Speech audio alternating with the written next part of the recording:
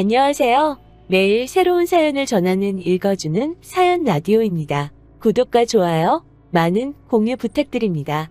오늘의 사연 시작하겠습니다. 안녕하세요.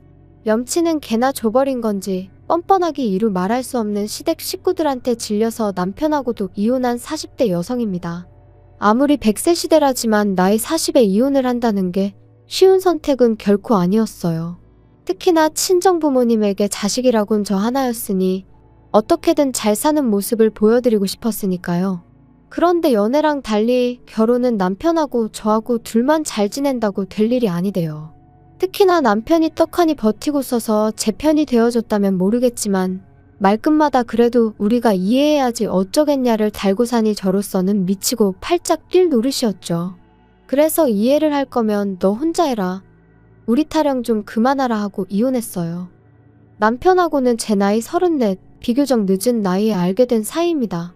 그날은 그다지 가깝지는 않지만 그렇다고 거리를 두고 지내기에도 애매한 선배가 결혼을 하던 날이었어요. 그런데 당시 일도 많았고 그래서 여러 가지로 가는 게 내키지는 않더라고요. 하지만 주변 사람들이 그래도 가야 하지 않겠냐면서 자기들은 간다 하니 안 갈 수도 없고 그래서 자의반타의반 점심이나 먹고 오잔 마음으로 참석했던 자리였습니다. 그런데 신랑 쪽 하객이었던 남편이 본인이 말하기로는 저를 딱 보는 순간 심장이 덜컹했다나 어쨌다나요. 아무튼 그래서 신랑 신부한테 저를 소개시켜 달라고 했답니다. 그리고 좀 전에도 말씀드렸다시피 제 입장에선 신부인 선배랑 얼굴 붉혀서 저한테 좋을 게 없었거든요. 그래서 또 어쩔 수 없이 나갔는데 남편이 처음부터 얼마나 적극적으로 들이댔는지 몰라요. 말 그대로 사람 정신을 쏙 빼놓더라고요. 사실 저는 그때까지 제대로 된 연애라곤 해본 적이 없었습니다. 대학을 졸업하고 몇 번 소개팅도 해보고 소위 썸도 타보긴 했지만 늘 저에게는 일이 먼저였고 그걸 상대 남자 쪽에선 이해를 못 해주더라고요. 게다가 제가 남들처럼 9시 출근 6시 퇴근하는 직장이 아니라 중고등학생들을 가르치는 학원 선생님이다 보니 데이트 일정을 잡기도 쉽지 않았죠. 그런데 그 무렵 제 성격이 상대한테 구구절절 제 입장을 표현하는 걸 별로 내켜하질 않았어요. 이해해주면 고맙고 이해 못해주면 어쩔 수 없고 성의가 없어서가 아니라 그런 일에 신경 쓸 여유가 없었달까요? 아무튼 그랬는데 남편은 달랐어요. 제 바쁜 일정도 이해해주고 먼저 배려해주고 그래서 이 사람이 정말 나를 좋아하는구나. 그리고 그런 기분은 그때 처음 느껴봤거든요. 그러니 남편이 프로포즈를 해왔을 때 크게 고민하지 않고 예스를 외쳤죠. 결혼 당시 시댁에서 따로 지원을 받은 건 없어요. 남편이 그나마 모아놓은 돈이 있긴 했지만 시댁 자체는 형편이 썩 좋지가 못했거든요. 일단 시부모님은 장사를 하다 망하셨는데 이후로 아버님은 딱히 하는 일 없이 지내시는 상황이었고 어머님은 남의 가게에서 설거지를 하시며 생활비를 벌어쓰고 계신다 들었어요. 그리고 남편에게는 위로 5살 많은 신우가 있었는데 신우는 일찍이 결혼하여 아들 하나를 키우고 있었습니다. 심해부는 카센터를 운영하고 있었는데 잘은 모르지만 장사가 잘 되는 편은 아니라고 들었고요. 그래서 처음부터 결혼할 때 시댁에서 도움을 받을 수 없을 거란 건 예상하고 있었고 바라지도 않았습니다. 참고로 저희 친정에서는 이 일로 잠깐 결혼을 반대하기도 하셨어요. 남의 집 기둥 빼오는 거 아니라 하시면서 말이죠. 하지만 그때만 하더라도 남편 말로는 시부모님한테 용돈으로 드리는 30만 원 말고는 따로 드리는 것도 없다 했고 그래서 남의 집 기둥이란 그 표현이 저희 남편에게는 맞지 않다고 생각했어요. 그래서 오히려 친정부모님한테 그런 말씀마시라며 화를 내기도 했는데 결국 자식이기는 부모 없다고 친정부모님이 져주셨죠. 그리고 오히려 먼저 가지고 계시던 아파트 한 채를 신혼집으로 쓰라고 내주셨고요. 그런데 결혼식 올리고 얼마 지나지 않아 친정부모님이 하셨던 말씀이 무슨 뜻인지 바로 알게 되었습니다. 집들이 날이었어요. 신우가 당시 마트에서 일을 하고 있었는데 주말에는 자기가 절대로 쉴 수 없다고 하여 남편이 하루 휴가를 내고 집들이를 하게 되었죠.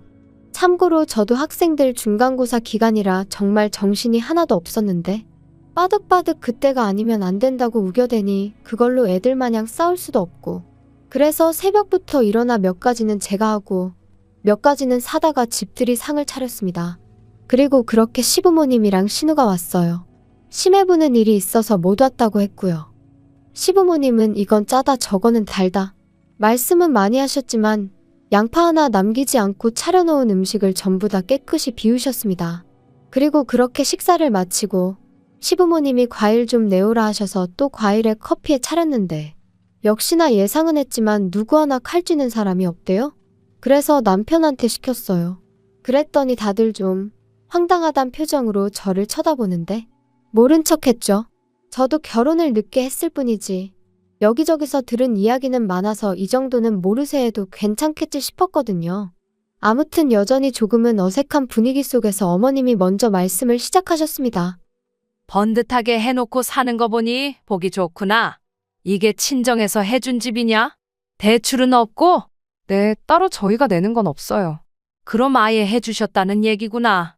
그럼 명의는 결혼 선물로 해주셨을 테니 당연히 공동 명의로 해주셨겠지.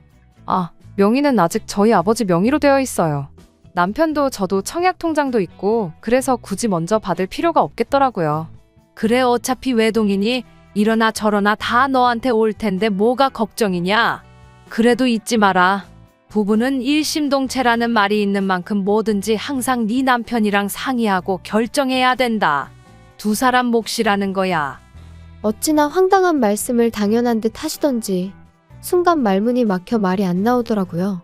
그리고 또 시조카도 있는 자리에서 한마디 한마디 받아치기도 그렇고 그래서 그냥 한 귀로 듣고 한 귀로 흘린다는 기분으로 웃어넘겼어요. 하지만 집들이 이후로 남편하고 저는 그런대로 잘 지냈습니다. 시부모님하고도 뭐 여전히 거리는 있었지만 저는 제 나름대로 제 할도리만 하면 된다 생각하고 지냈죠. 그런데 저희가 결혼한 지 어느덧 1년 차가 되던 때였어요. 그날은 주말이었는데 저는 아이들 보충 수업이 있어서 아침부터 정신없이 바빴거든요. 그래서 자는 남편은 그냥 두고 먼저 현관을 나서려는데 남편 핸드폰이 울리더니 안방 쪽에서 남편이 욕을 하면서 튀어나오대요. 도대체 무슨 일이냐니까 나중에 얘기해준다며 저더러 택시 타고 가라고 자기가 차를 써야 한다면서 잠옷 차림에 자켓 하나만 들고 손살같이 튀어나가더니 그리고 알고 보니까 신우가 시매부한테 맞았다는 거예요. 신우가 시매부랑 사이가 안 좋다는 건 들은 바도 있고 제 눈에 보이는 것도 있어서 어렴풋이 알고는 있었는데 그날은 신우가 도저히 못 살겠다며 시댁으로 도망을 나왔던 거지요. 신우랑 제 사이가 어떻건 간에 그걸 떠나서 이게 다 무슨 일인가 싶고 안쓰럽고 동시에 생긴 건 멀쩡하게 생겨서는 뒤로는 신우한테 그런 짓을 했다니 시매부가 사람으로도 안 보이대요. 아무튼 그 일로 시부모님은 물론이고 저희 남편까지 신우더러 이혼하라고 난리였어요. 알고 보니 그 문제 말고도 여자 문제며 여러 가지로 신우 속을 썩이고 있었다는 게 드러났거든요. 그리고 시매부도 처음엔 뭐 잘못했다 기회를 달라 이러면서 이혼은 못한다고 나오는 것 같더니 신우가 위자료고 뭐고 필요 없다 양육비도 안 받겠다 그러니까 냉큼 이혼 도장 찍대요. 그런데 저는 사실 상황이 상황인지라 말은 못했지만 신우가 무슨 얼마나 능력이 있는 것도 아닌데 그래도 현실적인 문제는 생각을 해야 하는 거 아닌가 싶었거든요. 하지만 뭐 누가 제 생각을 물어보는 것도 아니고 그런데 알고 보니까 신우가 그렇게 서두른 이유가 있었어요. 신우한테도 남자가 있었거든요. 그리고 자기 생각엔 자기가 이혼만 하면 그 남자가 자기를 책임져 줄 거라 생각하고 이도저도 필요 없다 이혼만 해달라 했던 모양이 돼요. 하지만 그 남자 쪽에선 신우가 이혼했다 하니까 부담스러웠는지 어쨌는지 거리를 두기 시작했고 뭐 그렇게 신우 신세만 말 그대로 낙동강 오리알 신세가 되어버렸어요. 그리고 상황이 이렇게 되니까 시부모님이고 남편이고 신우 얘기만 나오면 한숨을 푹푹. 그렇다고 제가 무슨 이야기라도 하면 말끝마다 너가 뭘 알겠냐? 좋은 남자 만나서 고생 않고 사는 너는 아무것도 모른다는 식으로 입을 막아버리니 그럴 거면 그냥 막말로 자기들 셋이 있을 때나 얘기하지 왜 꼭 나 있는 자리에서 신우 이야기를 하나 싶고 그래서 언젠가부턴 저도 내 알바냐 하고 신우 일에는 관심을 꺼버렸어요. 그런데 요즘 애들이 사춘기가 빨리 온다더니 시조카도 그랬던 건지 애가 어찌나 예민하고 한마디로 무서운 사람이 없더라고요. 지 엄마 그러니까 신우는 속된 말로 알기를 개똥으로 아나 싶고 지 할머니 할아버지, 그러니까 저희 시부모님한테도 대들고 난리도 아니었거든요. 시부모님은 그래도 애가 아빠도 없고 불쌍하다며 오냐오냐 해주셨는데 그것도 한몫한 건지 애가 점점 기어오른다 싶더니 한 번은 시부모님더러 노친네라고 불러서 어머님이 거의 뒷목 잡고 쓰러지실 뻔한 적도 있었다니까요. 아무리 애가 무슨 죄냐고 사람들이 말하지만 애가 생긴 것도 심해부랑 꼭 닮고 하는 짓도 심해부랑 닮다 보니 시간이 지날수록 신우도 자식이고 뭐고 키우기 싫어서 진저리를 치는 게 제 눈에 보일 정도였어요. 게다가 신우가 아무것도 안 받고 무일푼으로 이혼을 했다 보니 이후로 시부모님 댁에서 같이 살게 되었거든요. 그런데 시조카가 신우더러 다른 친구들은 다 자기 방에 있는데 왜 나만 없냐며 그 조그만 게 악다구니를 써대고는 지 엄마더러 할머니 할아버지 방에서 지내라고 지 혼자 방을 쓰겠다고 아주 난리를 쳐댔나 봐요. 그뿐인가요? 옷 하나를 사다 줘도 이런 브랜드는 쪽팔려서 입기 싫다고 어른들 보는 앞에서 집어던지고 가위로 잘라놓고 오죽하면 신우가 자기는 도저히 감당을 못하겠다고 삼촌인 저희 남편이라도 와서 애한테 한마디 좀 해달라고 연락을 해오는 일도 점점 잦아졌지요. 하지만 저희 남편이 애를 키워본 것도 아니고 애 훈육을 뭘 할 줄 알아야 말이죠. 저희 남편도 모른 척 할 순 없으니 매번 가긴 갔지만 이후로 괜히 애한테 싫은 소리만 듣고 와서는 뭐 저런 걸 키우겠다고 아득바득 데리고 온 건지 이해가 안 된다. 갔다 올 때마다 손사래를 치더라고요. 그러면서 지 누나 불쌍해서 어쩌냐는데 그때는 저도 신우를 생각하면 불쌍하기도 하면서 한편으론 아주 지 팔자를 지가 꼬았네 싶었어요. 그 똥물이 저한테 튈 줄도 모르고 말이에요. 그러다 지난해 아버님 생신이었어요. 그런데 뭐 신우도 어떻게 하자고 별말이 없고 남편도 가타부타 말이 없어서 제가 식당에 예약을 했네요. 그리고 생신 당일 시조카는 안 따라와서 시부모님하고 저희 부부 그리고 신우까지 5사람이 모였지요. 어른만 5이니 술도 한두 잔 오갔고 그런데 신우는 저랑 남편이 말리는데도 그냥 좀 내버려두라며 계속 혼자 홀짝홀짝 소주만 마셔대더니 이내 금세 얼굴이 벌개져서는 저더러 얼굴이 좋아 보인다는 둥? 친정에 돈이 있으니 그러냐는 둥. 그런데 사람이 딱 들어보면 알잖아요. 이게 정말 부러워서 하는 소리인지 빈정거리고 비아냥거리는 건지. 신우가 하는 말은 정확히 후자였어요. 그리고 남편도 금세 눈치를 채고는 신우더러 왜 이러냐며 그만 좀 하라 하더니 자기가 먼저 신우를 집에 데려다주고 오겠다며 신우를 둘러엎고 식당을 나섰습니다. 그래서 졸지에 시부모님과 저만 셋이 남았는데 분위기는 어색하고 어쨌든 아버님 생신인데 제 잘못은 아니었어도 제 입에선 저도 모르게 아버님 죄송해요 소리가 나갔죠. 그러자 어머님이 네가 뭐 죄송할 건 아니다 하시면서 사실 당신이 오늘 저한테 부탁하고 싶은 이야기가 있었다 하시더니 자경이 아들 말이다. 걔가 유학을 가고 싶대. 네? 갑자기 무슨 유학이 가고 싶대요? 여기서 학교 다니니까 친구들이 아빠 없냐 놀려대고 뭐 지도 사춘기인데 지방도 없고 그러니까 아예 자기를 모르는 나라에 가서 살고 싶다면서 유학 얘기를 꺼내더란다. 정말요? 아무리 어리다지만 철이 너무 없네요.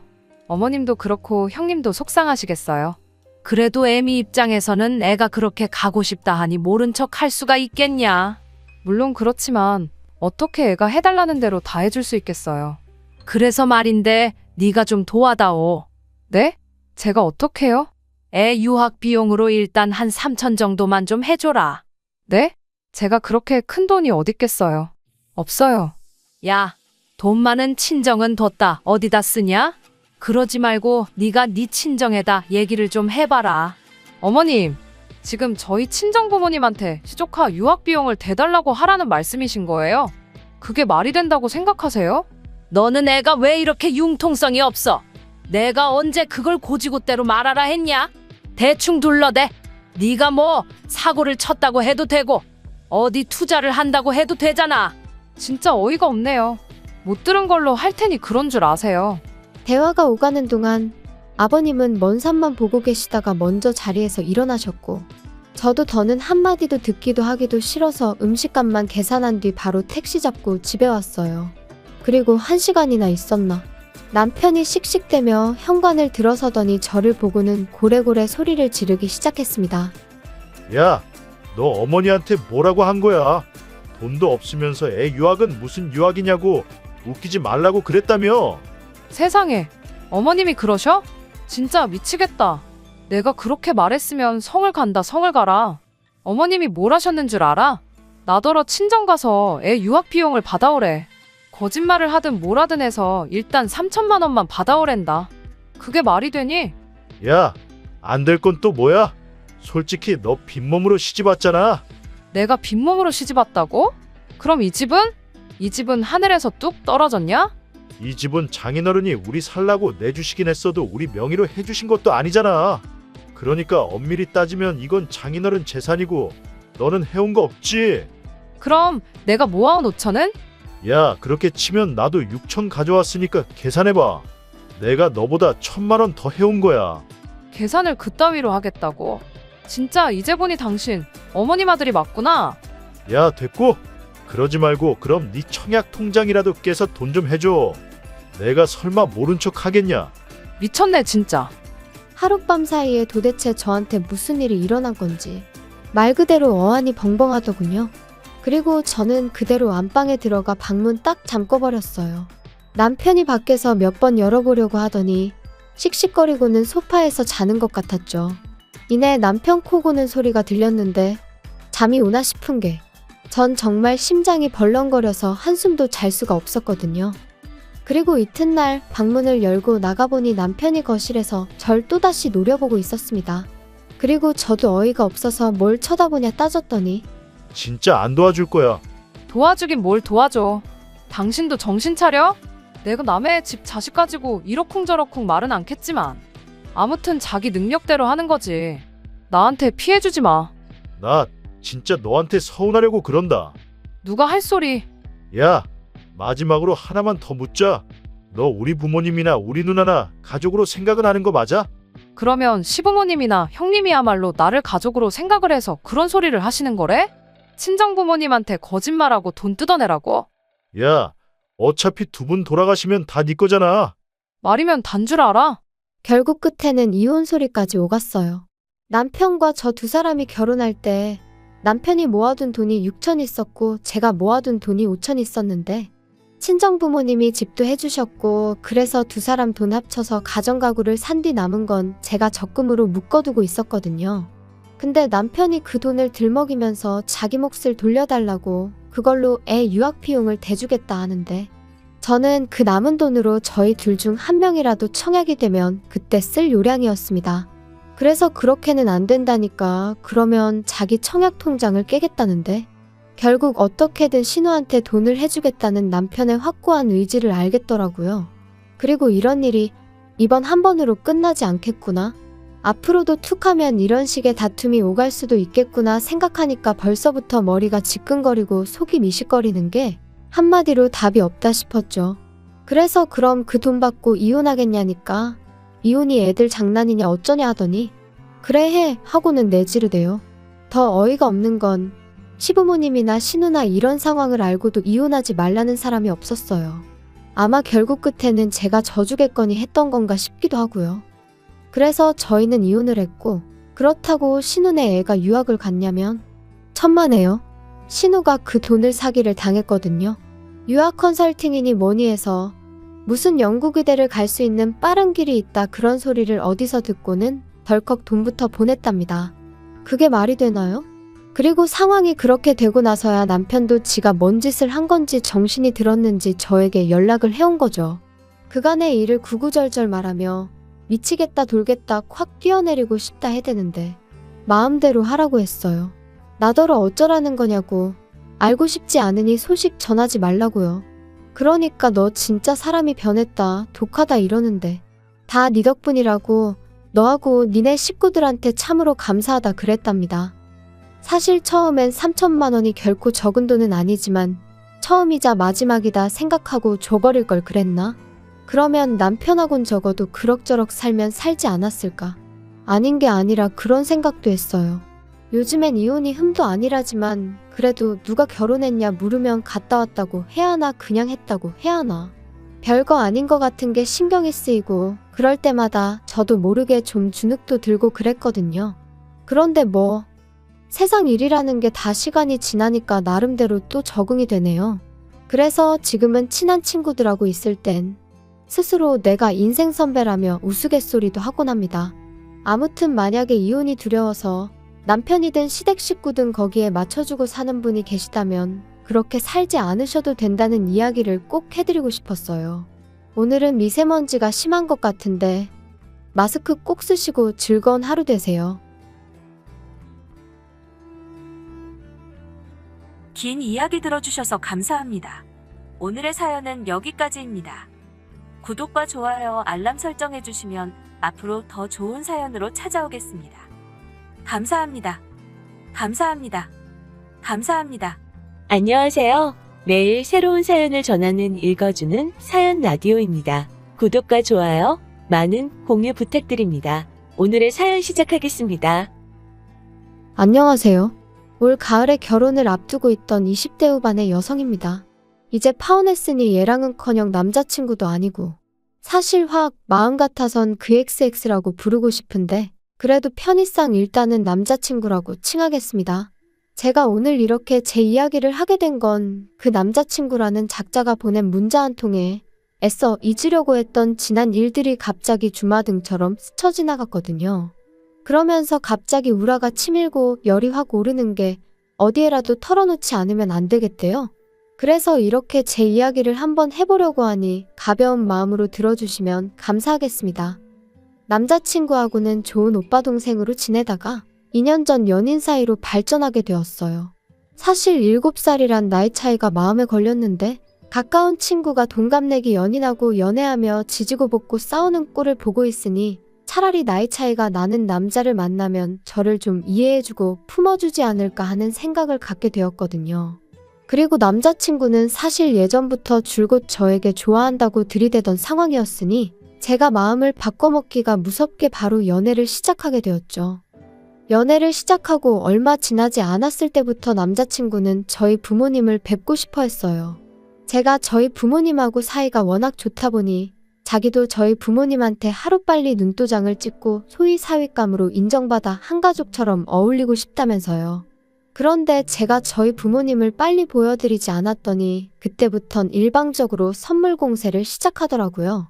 어른들한테 좋다는 값비싼 과일에 소고기에 영양제, 그리고 말이 나왔으니 말이지만 제 주변 친구들은 제가 이런 이야기를 할 때면 저더러 남자친구가 돈이 많은가 보다 너 진짜 좋은 남자 만났다. 부러워들 하대요. 그리고 그 부러워하는 친구들만 놓고 말하자면 저도 뭐랄까 남들이 저를 부러워하니 그 기분이 나쁘지는 않았죠. 하지만 한편으론 솔직히 배부른 소리처럼 들릴지도 모르겠지만 그 선물들이 얼마나 부담스러웠는지 몰라요. 저는 그때만 하더라도 결혼에 대한 확신도 없었고 선물이라는 게 어떻게 일방적으로 받고만 있을 수는 없잖아요? 오는 게 있으니 가는 것도 있어야 하니까요. 그래서 몇 번은 저희 부모님도 받은 만큼 돌려보내시긴 했는데 사실 남자친구 쪽이랑 저희 쪽이랑 비교를 하자면 남자친구 쪽은 훨씬 경제적으로 여유가 있었거든요. 듣자 하니 아버님이 일찍이 사고로 돌아가시면서 보험금이 많이 나왔대요. 그리고 그 보험금으로 어머님이 전통찻집 겸 주점을 하셨는데 그게 소위 대박이 났다고요. 하지만 저희 쪽은 지극히 평범했어요. 공직 생활을 하시는 아버지와 전업주부이신 어머니. 남한테 아쉬운 소리를 해가며 사는 건 아니었지만 그렇다고 백화점을 내 집 드나들듯 할 것도 아니었지요. 그래서 남자친구한테 선물 같은 건 보내지 말라고 했어요. 그랬더니 얼마나 서운해하던지. 그리고 그 일로 저희 부모님이 마음이 좀 그러셨나 봐요. 하루는 식사라도 한번 같이 하게 집으로 부르라고 하셨거든요. 그래서 남자친구에게 그 이야기를 하니 너무 좋아하는 거예요. 저희 부모님한테 이참에 점수도 따고 눈도장 한번 제대로 찍어놔야겠다면서요. 그리고는 그 이야기가 나오고 한 달쯤 지나 마침 아버지 생신이기도 해서 남자친구를 불렀습니다. 평소에도 아버지 생신 때는 어머니가 신경을 많이 쓰시는데 이번엔 제 남자친구도 온다 하니 어머니가 특히나 신경을 쓰셨더라고요. 아버지도 상다리가 버티고 있는 게 용하다며 농담을 하실 정도로 말이죠. 그리고 그날의 만남을 계기로 남자친구는 종종 저희 집에 오기 시작했습니다. 저나 저희 부모님이 불러서가 아니라 어떻게 알았는지 자기가 저희 아버지한테 먼저 연락을 해서는 장인어른 해가며 목욕탕에 가자, 낚시하러 가자. 그리고 그런 남자친구를 저희 아버지께선 참아내치지는 못하시는 눈치셨어요. 사실 저희 아버지가 언젠가부터 가끔 아들이 있었으면 좋았겠다 그런 말씀을 하셨거든요. 딸은 엄마랑 같이 쇼핑도 다니고 미용실도 다니고 친구처럼 지내는데 당신은 그렇게 할 사람이 없어서 서운하다 하시면서 말이죠. 뭐 딸하고도 할 수 있는 거 아니냐 하는 사람들도 있겠지만 저는 아버지의 취미생활인 등산이나 바둑 같은 데는 영 흥미가 없기도 했고 자식 입장에서도 어머니랑 하는 일이라고 아버지랑도 다 할 수 있는 것도 아니잖아요? 그래서 먼저 나서서 아버지한테 살갑게 굴어주는 남자친구한테 고맙더라고요. 그런데 그렇게 한 두어 달쯤 지났을 땐가 아버지가 말씀하시길 결혼하면 네가 고생 좀 하겠다 그러시는 거예요. 그래서 왜요? 하니까 같이 다녀보니까 사람이 의욕은 넘치는데 뭘 하나 딱 부러지게 못한다고요. 눈치가 없는 건지 아니면 집에서 오냐오냐 자란 건지. 그리고 아버지가 그렇게만 말씀하셨는데 솔직히 무슨 말씀을 하시는 건지 딱 알겠더라고요. 예를 들면 식당에 가잖아요. 그럼 자기가 뭐가 필요하면 사람을 불러서 말을 하면 되는데 그런 걸 못하고 두리번 저쪽에서 먼저 눈치만 채주길 기다리는 타입이에요. 그리고 이건 제 오해일 수도 있지만 몸을 엄청 사려요. 언젠가 한 번은 길을 걸어가는데 앞서가던 폐지 줍는 할머니께서 넘어지셨거든요. 그래서 얼른 쫓아가서 같이 주워드리려는데 남자친구가 하지 말라면서 옷에 뭐 묻는다고 그러는데 그땐 좀 정이 떨어지대요. 그런데 나중에 말하길 내리막길인데다가 제가 구두를 신고 있어서 걱정돼서 잡은 거라길래 내가 너무 나쁘게만 생각을 하나 싶어서 더는 말을 안 했죠. 그런데 저희 아버지랑 있으면서도 얼마나 한심하게 행동을 했길래 아버지가 저런 말씀을 다 하시나 싶은 게 차마 남자친구 편을 못 들겠더라니까요. 그래서 그냥 아버지한테 연락 온다고 너무 다 받아주지 마시고 적당히 거리를 두셔도 된다고 했어요. 남자친구한테도 제가 잘 말하겠다면서요. 한편 그렇게 남자친구가 저희 부모님이랑 어느 정도 어색함을 덜어냈을 무렵 남자친구가 저더러 어머님을 한번 만나 뵙지 않겠냐고 물었습니다. 어머님이 도대체 어떤 여자길래 당신 아들이 이렇게 정신을 못 차리냐면서 저를 너무 궁금해 하신다고요. 그래서 제가 남자친구에게 우리가 정식으로 결혼 이야기가 오간 건 아니라서 내가 좀 불편할 것 같다 했더니 이제 와서 그렇게 말하면 자기가 너무 서운하다면서 자기는 이제껏 저희 부모님을 당연히 장인장모님으로 여겼다나 어쨌다나. 그런데 저는 몇 번이나 남자친구더러 저희 아버지한테 장인어른이라 하지 말고 그냥 아버님이라고 하라고도 했었고 나름대로 선을 긋는다고 긋긴 했는데 그래도 서운해하는 남자친구 입장이 아예 이해 못할 것도 아니라서 알겠다고 그럼 한번 자리를 만들어보라 했습니다. 그리고 이런 대화가 오가고 일주일이나 지났나? 전날 늦게까지 회사에서 야근을 한 탓에 데이트고 뭐고 그냥 집에서 늘어지게 잠이나 잤으면 싶더라고요. 그래서 남자친구에게 오늘 말고 내일 만나면 안 되겠냐고 연락을 해볼까 하려던 찰나였는데 핸드폰을 집어들기가 무섭게 남자친구에게서 전화가 걸려왔습니다. 저도 모르게 정말 한숨이 푹 나왔지만 남자친구가 무슨 잘못이라고 거기다 짜증을 낼 순 없잖아요. 그래서 평소와 다름없이 전화를 받았지요. 그런데 남자친구의 목소리는 무척이나 다급했습니다. 어머님 가게에서 일하는 직원이 연락도 없이 관뒀다며 지금 어머님이 화가 머리끝까지 나셨다나요? 그래서 제가 자기야, 그럼 오늘은 데이트 신경 쓰지 말고 가서 어머님 좀 도와드려. 그럼 자기는 나? 나도 사실 어제 늦게까지 야근해서 오늘은 좀 쉬고 싶었어. 그러니까 나 걱정하지 말고 얼른 가봐. 그랬구나. 알겠어. 목소리가 왜 그래? 아니 좀 서운하다. 만약에 반대 상황이었으면 나는 먼저 내가 도와줄 거 있냐고 물어봤을 것 같거든. 아, 그런가? 근데 내가 뭘 도와줄 수가 있나? 도와줄 수 있지. 그러지 말고 오늘 나랑 같이 어머니 도와드리러 가지 않을래? 그래, 그럼 뭐. 알겠어.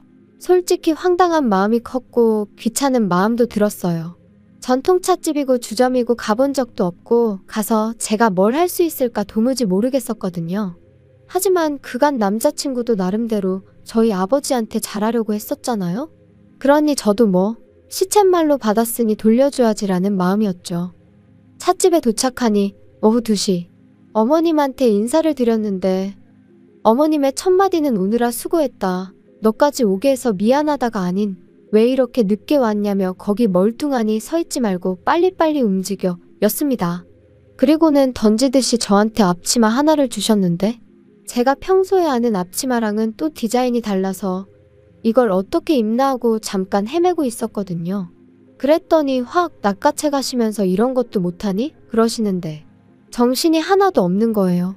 그리고 그때부터 주문 들어오면 하나씩 다 서빙을 해야 되는데 그나마도 또 자식의 손님들이 연세가 있으시다 보니 매번 무릎 꿇고 한 잔씩 올려드려야 되는 그뿐인가요? 정말 열받았던 건 전통차다 보니까 같이 드시라고 한과를 내드리더라고요. 근데 한과를 꺼내다 보니까 한 봉지는 유통기한이 일주일이나 지나 있었죠. 그래서 제가 그거 말고 3봉지를 뜯어서 손님들한테 내갔거든요. 그랬더니 어머님이 제 등짝을 때리시면서 일주일 지난 거 먹어도 여지껏 탈났다는 사람 하나 없었다면서 네 멋대로 하지 말라고 소리를 치시대요. 그런데 제가 이런 수모를 겪는 동안 남자친구는 내내 카운터에 서 있기만 했어요. 어머님이 카운터는 믿을 만한 사람이 있어야 할 거 아니냐며 남자친구더러 서 있으라 하긴 했지만 제 생각엔 그래도 남자친구가 요령껏 일을 도와줄 수도 있는 거고 막말로 제가 물 한 모금 못 마시고 이리저리 불려다니는 걸 봤으면 어머님한테 가서 너무 그러지 마시라고 한마디 정도는 해줄 수 있는 거 아닌가요? 그런데 그런 말도 하나 없이 카운터에 서서 핸드폰 하다가 돈 받고 그러는데 너무 얄미워 죽겠더라니까요. 그래도 어찌저찌 장사는 했고 그날은 다행히 주점은 쉰다고 해서 8시쯤 가게에서 나왔어요. 점심도 대충 먹고 나왔던지라 저녁을 먹으러 갔는데 너무 허기가 지더라고요. 그런데 어머님이 제 의사와는 상관없이 짜장면 세 그릇을 시키셨지요. 좀 황당했지만 일단 뭐 짜장면이라도 빨리 먹고 싶은 생각밖에 없었습니다. 그래서 열심히 먹고 있으니 어머님 말씀이 너는 피죽도 못 얻어먹고 다닌 것처럼 생겨서는 먹는 건 어지간히 먹는구나. 네? 너같이만 먹으면 부엌 살림 거덜나는 건 시간 문제겠다. 순간 말 그대로 입맛이 뚝 떨어지는 게. 그래서 바로 젓가락 내려놓고 더는 안 먹었어요. 그랬더니 어머님이 너는 내가 웃자고 농담 좀 한 걸 가지고 어른 앞에서 그렇게 기분 나쁜 티를 내냐? 어디 가서 그러면 가정교육도 못 받았다고 욕먹어.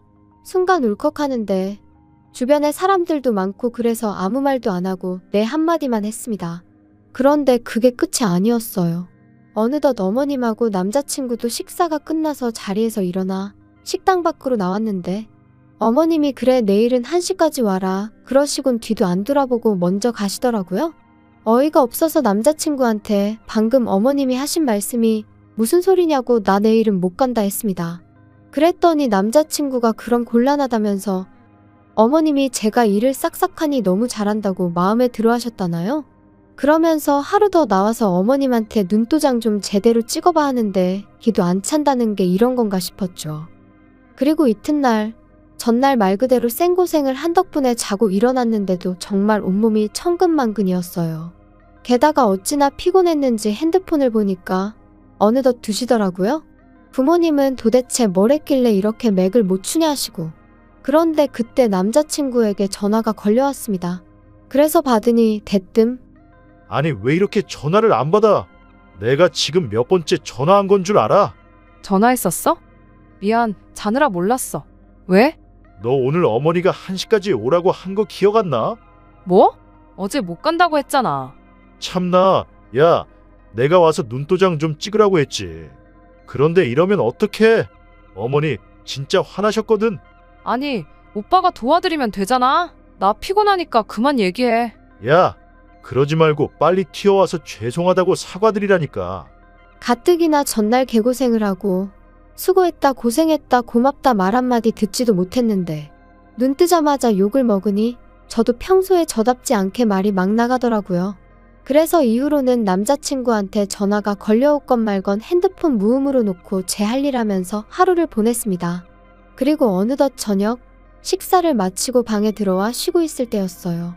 아버지께서 전화 좀 받아보라며 제 방으로 당신 핸드폰을 들고 오셨는데 맙소사 남자친구였지요. 미친 거 아니야?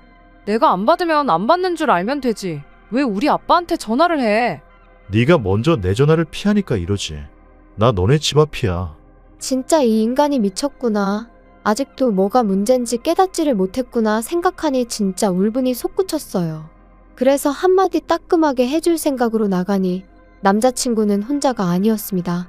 어머님도 계셨거든요. 야, 너는 내 말이 웃음니? 네?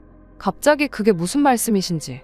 내가 너 오늘 1시까지 오라고 했어? 안 했어? 오빠한테 못 간다고 했어요. 오빠가 말씀 안 드리던가요. 야, 너 내 아들 핑계 대지 마. 내가 나오라고 했으면 그냥 나오는 거야. 무슨 말씀을 하시는 거예요? 제가 어머님 가게에서 일하는 사람도 아니고 왜 어머님이 나오랜다고 나오고 그래야 되나요? 말이 나왔으니 말이지만 어제도 좋아서 간 거 아니에요. 남자친구가 부탁을 하니 나간 거지. 한마디로 호의로 나간 거지. 어머님이 이래라 저래라 하실 게 아니라고요. 아주 되바라졌네 이제 보니까. 너 가정교육을 어떻게 받았길래 이러니? 가정교육이요? 그러는 어머님은 가정교육을 어떻게 받고 잘하셨길래 저한테 이러세요? 야, 너 미쳤어? 너 지금 말하는 게 그게 뭐야? 엄마 잠깐 차에 계세요. 제가 알아듣게 따끔하게 이야기할게요. 잠시만요. 저 어제 일한 거 돈 주세요. 야, 내가 너 가르치면서 일하느라 2배는 힘들었어. 돈은 무슨? 그러자 남자친구가 어머님을 잡아 끌어 차에 태웠고 저는 지금 이 상황을 어떻게 해야 하나 분해서 심장이 터질 것 같더라고요. 그리고 남자친구가 또다시 저더러 야, 너 진짜 왜 이래? 너 나랑 결혼 안 할 거야? 결혼 같은 소리 하네. 안 해. 저런 어머님하고 한 가족이 된다고 상상만 해도 소름이 끼친다.